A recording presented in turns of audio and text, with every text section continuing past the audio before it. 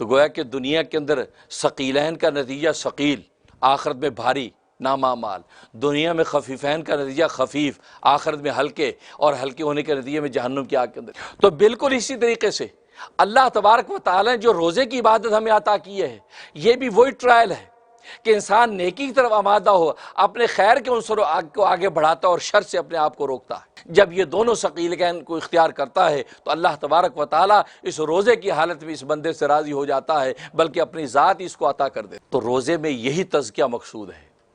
ایک بزرگ فرماتے ہیں کہ ترک دنیا کسے کہتے ہیں؟ دنیا کیا چیز ہے؟ فرمایا بطن کا دنیا کا، تمہارا پیٹ تمہاری دنیا، تمہارا پیٹ تمہاری دنیا ہے۔ امام رومی فرماتے ہیں کہ دنیا سونے چاندی کی تجوریاں کا نام نہیں ہے، دنیا مال و دولت کا نام نہیں ہے، دنیا خدا سے غفلت کا نام۔ مال و دولت ہو سلیمان علیہ السلام کی طرح، لیکن سلیمان جیسی سلطنت وہ اس کو خدا سے غافل نہیں کر سکی، تو وہ ساری کی ساری بادشاہ دنیا نہیں ہے بلکہ سامان آخرت ہے۔